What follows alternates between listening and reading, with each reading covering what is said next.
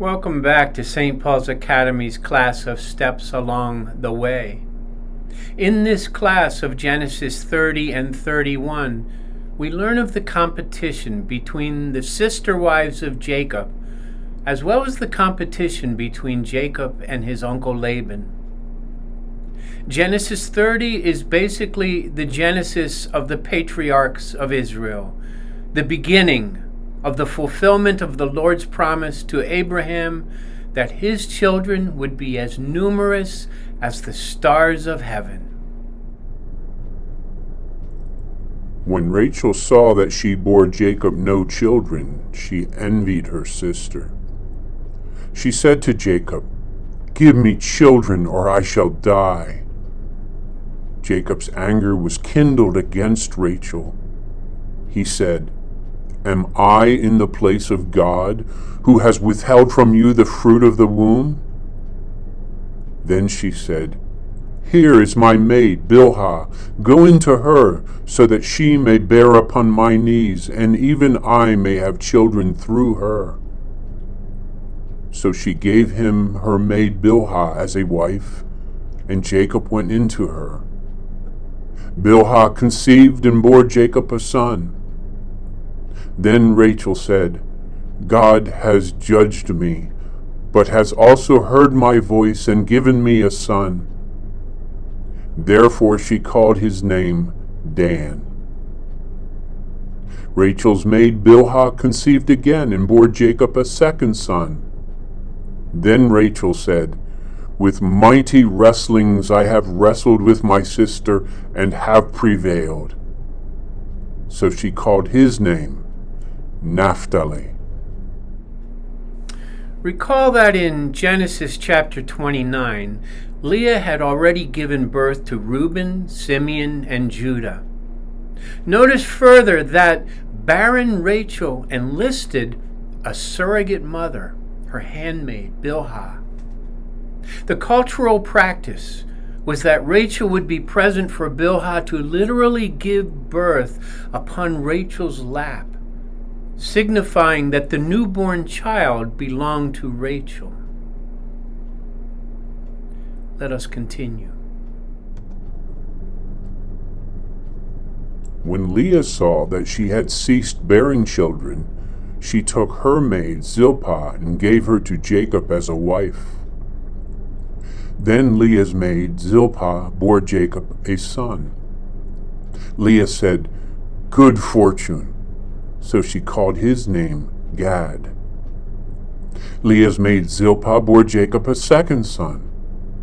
Leah said, "Happy am I, for the women will call me happy." So she called his name Asher. In the days of the wheat harvest, Reuben went and found mandrakes in the field and brought them to his mother Leah.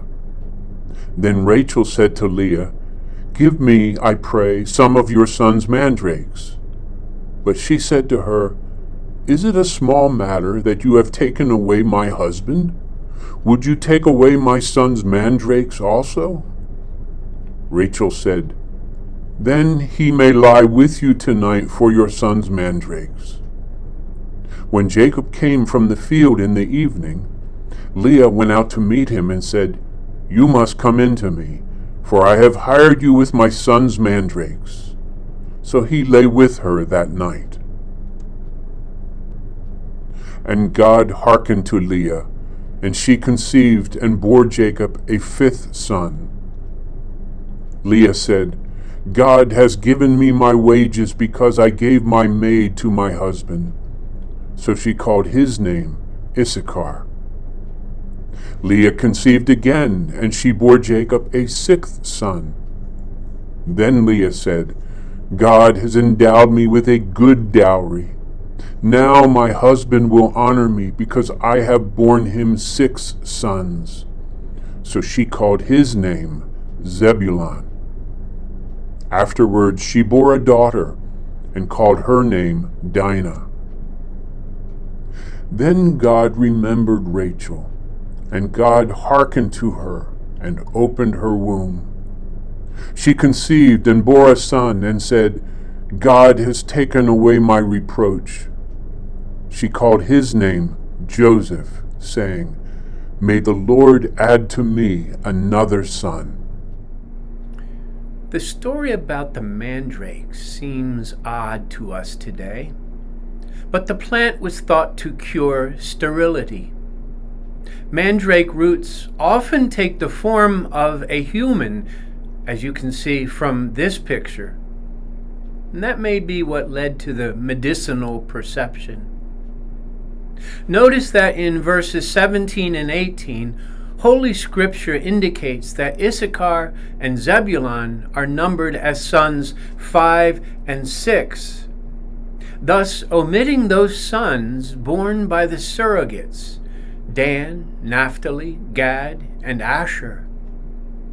Interesting as that may be, much more important is the fact that those sons not initially counted will still be included as patriarchs of the 12 tribes of Israel. This speaks volumes to our adoption as Gentiles, those grafted into the vine of the Lord's chosen people. Secondarily, this is a clear affirmation of those adopted and their adopted parents. Now we come to the competition between Jacob and Uncle Laban.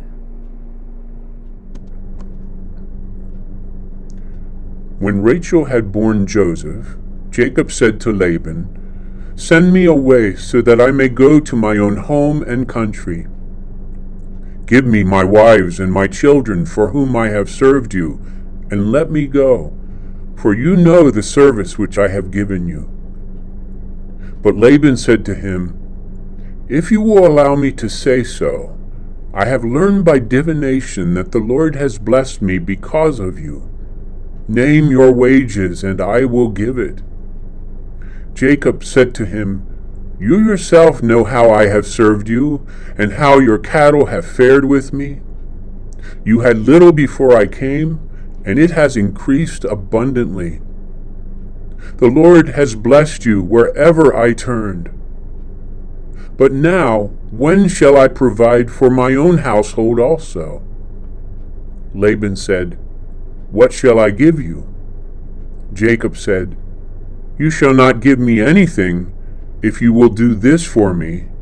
I will again feed your flock and keep it. Let me pass through all your flock today, removing from it every speckled and spotted sheep and every black lamb, and the spotted and speckled among the goats. Those shall be my wages. So my honesty will answer for me later when you come to look into my wages with you. Everyone that is not speckled and spotted among the goats and black among the lambs, if found with me, shall be counted stolen." Laban said, "Good. Let it be as you have said." But that day Laban removed the he-goats that were striped and spotted, and all the she-goats that were speckled and spotted, every one that had white on it, and every lamb that was black, and put them in charge of his sons. He set a distance of 3 days' journey between himself and Jacob fed the rest of Laban's flock. Laban clearly understood that the Lord was with Jacob. Thus he didn't want to let him leave. So he bargained with Jacob to convince him to remain. As part of the bargain, Jacob conceived of a great way to demonstrate his honesty. But at the same time, we learn that Laban was very dishonest. So Jacob resorted to other tactics. Then Jacob took fresh rods of poplar, almond, and plane, and peeled white streaks in them, exposing the white of the rods. He set the rods which he had peeled in front of the flocks in the watering troughs where the flocks came to drink. Since they bred when they came to drink, the flocks bred in front of the rods, and so the flocks brought forth striped, speckled, and spotted. Jacob separated the lambs and set the faces of the flocks towards the striped and all the black in the flock of Laban. He kept his own flocks apart and did not put them with Laban's flock.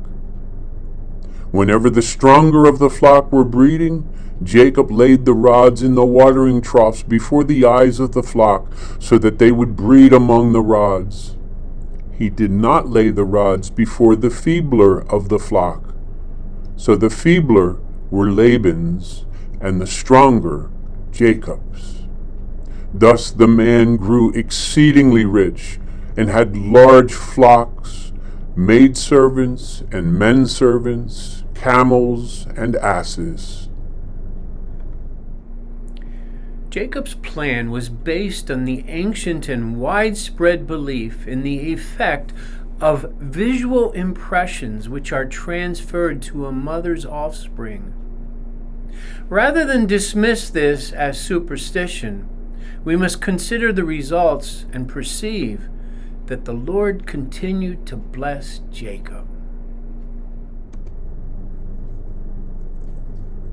Now Jacob heard that the sons of Laban were saying, Jacob has taken all that was our father's.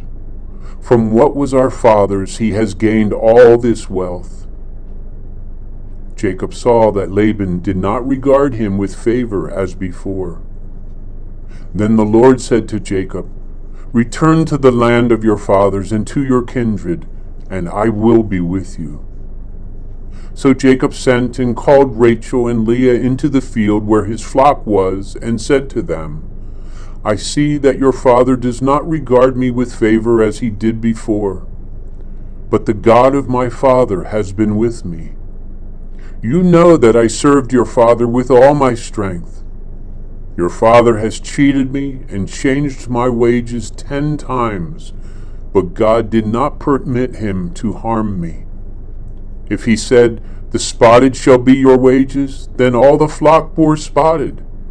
If he said, The striped shall be your wages, then all the flock bore striped. Thus God has taken away the cattle of your father and given them to me. Thus God has taken away the cattle of your father and given them to me. In the mating season of the flock I lifted up my eyes, and saw in a dream that the he-goats which leaped upon the flock were striped, spotted, and mottled. Then the angel of God said to me in the dream, Jacob? And I said, Here I am. He said, Lift up your eyes and see. All the goats that leap upon the flock are striped, spotted, and mottled, for I have seen all that Laban is doing to you. I am the God of Bethel, where you anointed a pillar and made a vow to me. Now arise, go forth from this land and return to the land of your birth. Then Rachel and Leah answered him, Is there any portion or inheritance left to us in our father's house? Are we not regarded by him as foreigners? For he has sold us, and he has been using up the money given for us. All the property which God has taken away from our father belongs to us and to our children. Now then, whatever God has said to you, do. The Lord announced to Jacob that now he must depart from Uncle Laban. Rightly so, Jacob makes sure that his wives are in agreement with him, which they are, completely. So Jacob arose and set his sons and his wives on camels. He drove away all his cattle, all his livestock which he had gained, the cattle in his possession which he had acquired in Padan Aram, to go to the land of Canaan to his father Isaac. Laban had gone to shear his sheep, and Rachel stole her father's household gods. Jacob outwitted Laban the Aramean, in that he did not tell him that he intended to flee. He fled with all that he had, arose and crossed the Euphrates River, and set his face towards the hill country of Gilead. It seems that Jacob married someone of his own character in Rachel, doesn't it? She stole her father's household gods, which was not a good thing, not only because she stole them, but because they were idols. And Jacob waited till Laban was shearing his flock and fled. You can imagine that upon discovering this, Laban was a little bit angry. But the Lord protected Jacob. When it was told Laban on the third day that Jacob had fled, he took his kinsmen with him and pursued him for 7 days, and followed close after him into the hill country of Gilead. But God came to Laban the Aramean in a dream by night and said to him, "Take heed that you say not a word to Jacob, either good or bad." Laban overtook Jacob. Now Jacob had pitched his tent in the hill country. Laban with his kinsmen encamped in the hill country of Gilead. Laban said to Jacob, "What have you done, that you have cheated me, and carried away my daughters like captives of the sword? Why did you flee secretly and cheat me and not tell me, so that I might have sent you away with mirth and songs, with tambourine and lyre? Why did you not permit me to kiss my sons and my daughters farewell? Now you have done foolishly. It is in my power to do you harm. But the God of your father spoke to me last night, saying, 'Take heed that you speak to Jacob neither good nor bad.' Now you have gone away because you longed greatly for your father's house. But why did you steal my gods?" Jacob answered Laban, "Because I was afraid, for I thought you would take your daughters from me by force. Anyone with whom you find your God shall not live. In the presence of our kinsmen, point out what I have that is yours, and take it." Now Jacob did not know that Rachel had stolen them. So Laban went into Jacob's tent, and into Leah's tent, and into the tent of the 2 maidservants, but he did not find them. And he went out of Leah's tent, and entered Rachel's. Now Rachel had taken the household gods, and put them in the camel's saddle, and sat upon them. Laban felt all about the tent, but did not find them. And she said to her father, "Let not my lord be angry that I cannot rise before you, for the way of women is upon me." So he searched, but did not find the household gods. Now it is Jacob's turn to take it to Laban. Then Jacob became angry and upbraided Laban. Jacob said to Laban, "What is my offense? What is my sin that you have hotly pursued me? Although you have felt through all my goods, what have you found of all your household goods? Set it here before my kinsmen and your kinsmen, so that they may decide between the 2 of us. These 20 years I have been with you. Your ewes and your she-goats have not miscarried, and I have not eaten the rams of your flocks. That which was torn by wild beasts I did not bring to you. I bore the loss of it myself. Of my hand you required it, whether stolen by day or stolen by night. Thus I was. By day the heat consumed me, and the cold by night, and my sleep fled from my eyes. These 20 years I have been in your house. I served you 14 years for your 2 daughters, and 6 years for your flock, and you have changed my wages 10 times. If the God of my father, the God of Abraham, and the fear of Isaac had not been on my side, surely now you would have sent me away empty-handed. God saw my affliction and the labor of my hands and rebuked you last night." Then Laban answered and said to Jacob, "The daughters are my daughters, the children are my children, the flocks are my flocks, and all that you see is mine. But what can I do this day to these my daughters, or to their children whom they have borne? Come, now, let us make a covenant, you and I. Let it be a witness between you and me." So Jacob took a stone and set it up as a pillar. Jacob said to his kinsmen, "Gather stones." They took and made a heap of stones. They ate there by the heap. Laban called it Yegar Shahadutha, but Jacob called it Galeed. Laban said, "This heap is a witness between you and me today."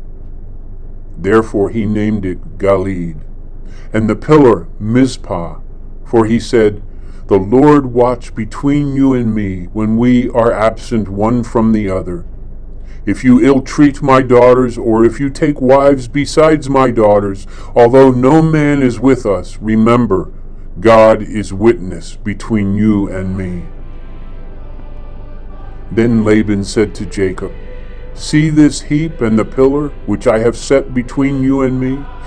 This heap is a witness, and the pillar is a witness, that I will not pass over this heap to you, and you will not pass over this heap and this pillar to me for harm. The God of Abraham and the God of Nahor, the God of their father, judge between us." So Jacob swore by the fear of his father Isaac, and offered a sacrifice on the mountain, and called his kinsmen to eat bread. They ate bread, and tarried all night on the mountain. Early in the morning Laban arose, kissed his grandchildren and his daughters, and blessed them. Then he departed and returned home. So now Jacob had 2 wives, 11 sons, 1 daughter, herds beyond number. If he had not already been the son of a wealthy grandfather Abraham and a wealthy father Isaac, his blessings were now incomparable. Next class, we will find Jacob returning to his father Isaac and the land where he was born.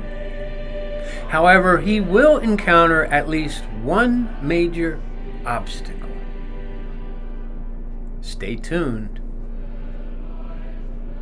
If you are finding these classes of steps along the way to be helpful, please remember to indicate so. You know how to do it. But also, send a link to people you think would appreciate these classes.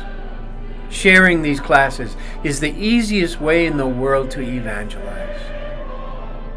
Until next time, as we continue along the way, keep praying, keep reading the Bible, and may the peace of the Lord be with you all.